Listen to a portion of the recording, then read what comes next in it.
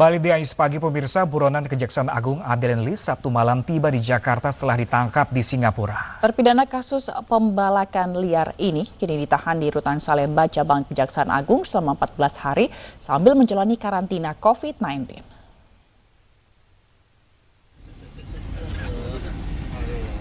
Setelah buron hampir selama 14 tahun, terpidana kasus pembalakan liar Adeline Lis akhirnya ditangkap Kejaksaan Agung di Singapura. Adeline dibawa ke Jakarta dengan pengawalan ketat menggunakan pesawat Garuda Indonesia. Setibanya di Jakarta, Adeline langsung dibawa ke Kejaksaan Agung menggunakan mobil tahanan. Pemilik PT Mujur Timber Group dan PT Keang Nam Development Indonesia ini menjalani isolasi mandiri selama 14 hari di Rutan Salemba Cabang Kejaksaan Agung. Saudara Adeline Lis yang bersangkutan di Singapura ditangkap dengan menggunakan paspor palsu atas nama Hendro Yonati. Dan sampai saat ini kita alhamdulillah bersyukur terpidana saudara Adeline Lis dapat kita bawa di sini. Adeline Lis kini ditahan di Rutan Salemba Cabang Kejaksaan Agung selama 14 hari sambil menjalani karantina COVID-19. Tim Liputan iNews melaporkan. Kurang lebih 14 tahun Adeline Lis buron dan akhirnya bisa ditangkap kembali. Ya, pemirsa, berikut rekam jejak Adeline sebelum dibawa ke Jakarta. Adeline Lis adalah pemilik PT Mujur Timber Group dan PT Keang Nam Development Indonesia. Ia terlibat dalam kasus pembalakan liar di hutan Mandailing, Natal, Sumatera Utara. Kasus Adeline menarik perhatian publik lantaran divonis bebas pada tahun 2007. Namun Mahkamah Agung memvonisnya 10 tahun penjara, akan tetapi sulit dieksekusi karena sejak itu keberadaannya tidak diketahui. 19 Juni 2021, Adeline Lis akhirnya berhasil dibawa ke Jakarta usai terdeteksi 4 kali mengunjungi Singapura antara tahun 2017 sampai tahun 2018.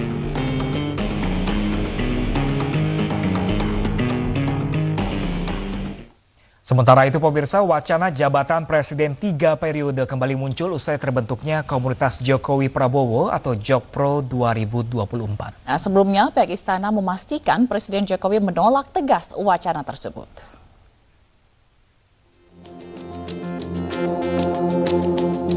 Isu liar jabatan Presiden 3 periode baru-baru ini kembali mencuat.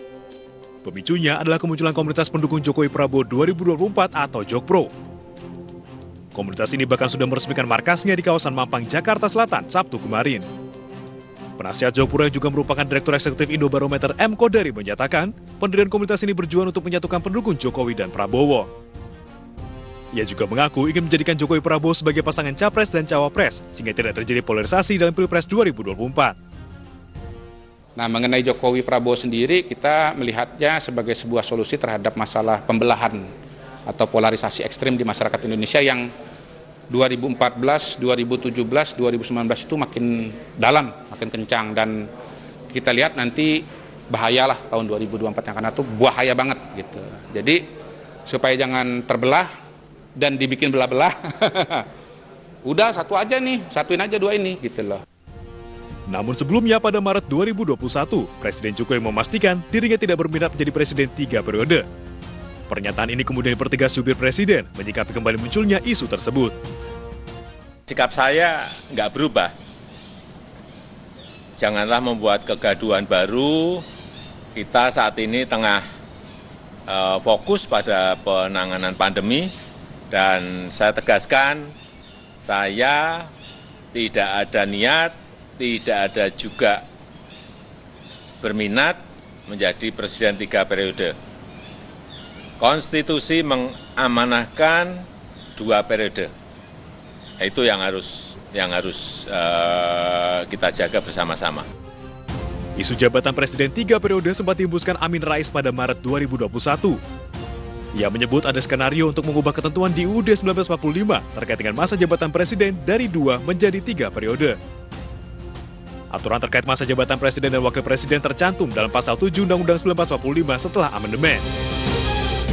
Dalam aturan tersebut tertulis, Presiden dan Wakil Presiden memegang jabatan selama 5 tahun dan sesudahnya dapat dipilih kembali dalam jabatan yang sama hanya untuk 1 kali masa jabatan. Pasal hasil amandemen tersebut mengubah pasal sebelumnya yang belum membatasi masa jabatan Presiden. Tak heran sejumlah pihak menilai wacana jabatan Presiden 3 periode adalah sebuah kemunduran demokrasi. Tim iNews melaporkan.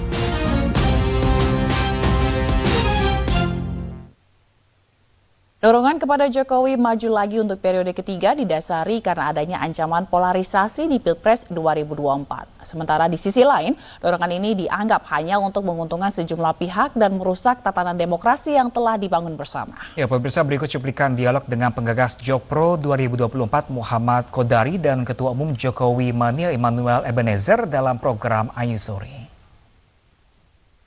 Ini mendapat titipan dari Brutus-Brutus istana yang berharap kekuasaannya menambah dan dengan bisnisnya menambah. Nah itu yang Siapa Brutus itu, Pak Eben? Coba sebut namanya yang Anda maksudkan Brutus itu. Jangan asal tuduh. Berdosa Anda. Anda justru menyesatkan publik dengan menyebut Brutus-Brutus. Sebut namanya. Apa maksud dan tujuannya? Yang jelas Brutus-Brutus ini punya kepentingan untuk menggerogoti Mas. Iya, siapa Brutus itu? Sebut namanya. Nggak boleh Anda asal tuduh seperti itu. Namanya tanpa dasar, tanpa bukti.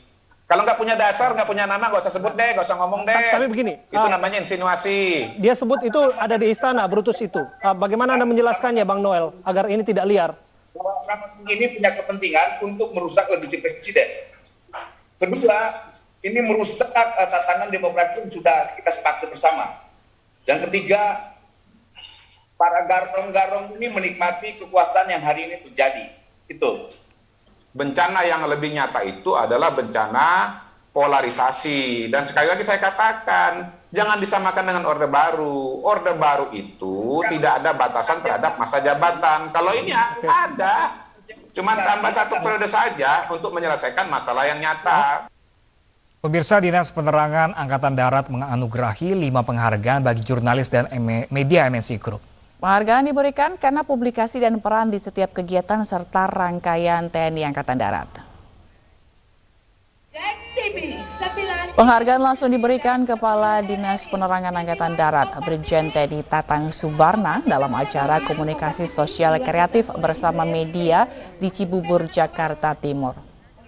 iNews TV, iNews.id, sindonews.com, Okezon, Koran Sindo mendapatkan piagam penghargaan atas publikasi.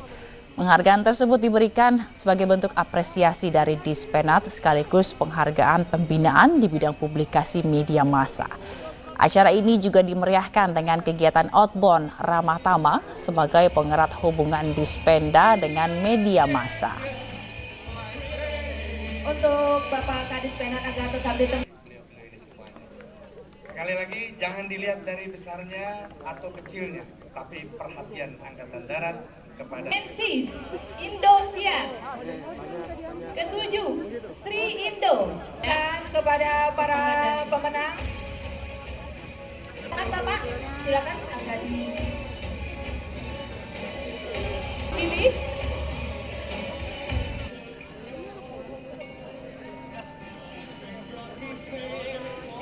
Bapak Rizky dari iNews TV. 8 Jack TV, 9 iNews TV, dan 10 RRI TV One. Kita juga memberikan apresiasi kepada rekan-rekan media yang berprestasi di tempatnya masing-masing. Kenapa? Kami bangga. Rekan-rekan tidak boleh menurun prestasinya di tempat bagian masing-masing, tetapi harus meningkat. Nah, prestasi tersebut sudah dihargai di tempatnya masing-masing, juga Angkatan Darat ingin memberikan penghargaan tersebut. Oleh karena itu, kami Angkatan Darat memberikan apresiasi seperti ini, wujud nyata bahwa kami juga bangga. Ya pemirsa, bagi Anda yang baru bergabung, kami akan hadirkan kembali informasi yang sudah dihadirkan di iNews Pagi pemirsa. Tetaplah bersama kami.